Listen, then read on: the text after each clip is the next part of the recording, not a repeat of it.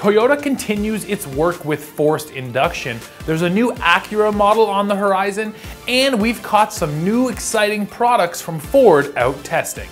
This is the AutoGuide.com Weekly News Roundup.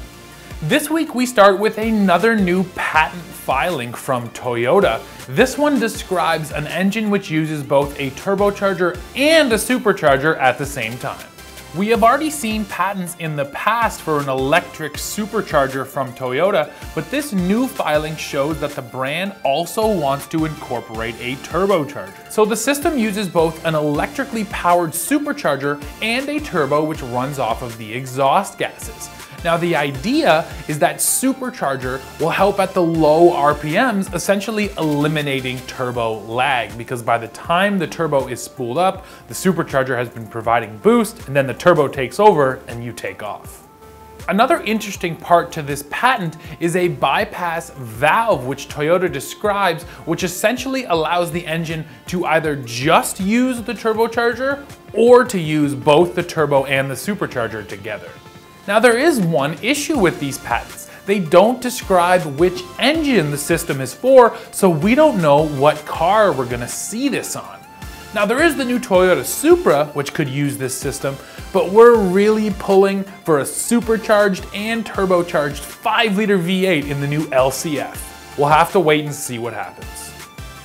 Everyone knows that right now in the automotive industry, crossovers are big business, and Acura is considering bringing another crossover model to the US market.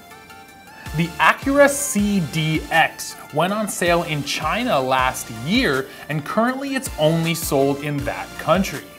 This new little Acura crossover is based on the Honda HR-V, and what's really interesting is that under the hood is the same 1.5-liter turbocharged 4-cylinder engine found in the new Honda Civic.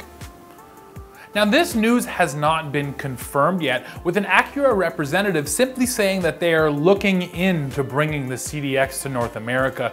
But like I said off the top, everyone is making small crossovers these days, so it would make perfect sense for Acura to bring the CDX to compete with things like the Buick Encore.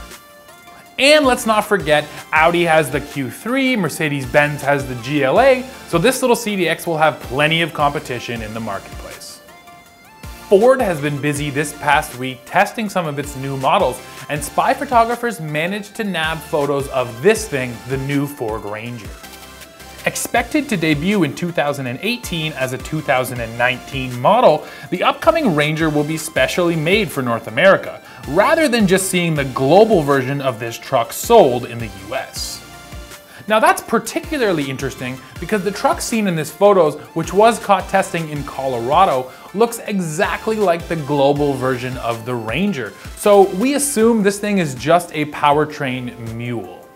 When the actual Ranger arrives, expect it to take a bunch of styling cues from its big brother, the F-150.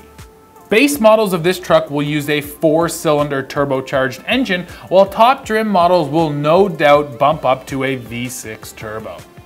Ford's new 10-speed automatic transmission is also likely to find a home in the Ranger, though we're not exactly sure which engines it will be hooked up to. Way back when Ford killed off the Ranger, the brand kept saying that small trucks were dying. But with the resurgence of the Chevy Colorado and the Toyota Tacoma, Ford has finally realized that they have to get a foot into that mid-sized truck market. A long way from Colorado on the streets of Dearborn, Michigan, another Ford product was caught testing this week, a car that we expect is the new Mustang GT500. Now as you can see, this car is wearing a ton of camouflage, which is a good thing because it must be something juicy under those covers. But what really tells the true story here are the tires. The spy photographers who caught this car could see the size of the tires. Now up front, they have a set of 305/30 ZR20s on there, and we assume that they're from Michelin. Now what's important there is that those are 20-inch tires, larger than the standard 19-inchers found on the Shelby GT350 and GT350R. And while that proof may seem a little bit thin, all of that camo combined with those big tires point to some type of high performance Mustang, and we're just waiting for the GT500 to return.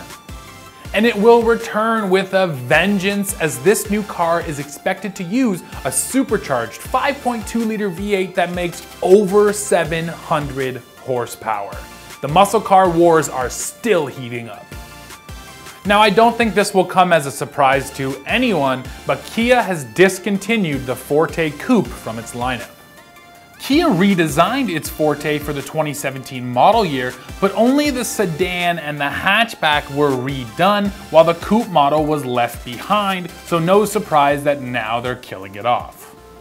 It seems like that small coupe market is dying off, with really only Honda playing in that space now. And what's more, the Civic Coupe offers better fuel economy, more power, and more features at the same price as a Forte Koup, so the Forte Koup was basically just made irrelevant.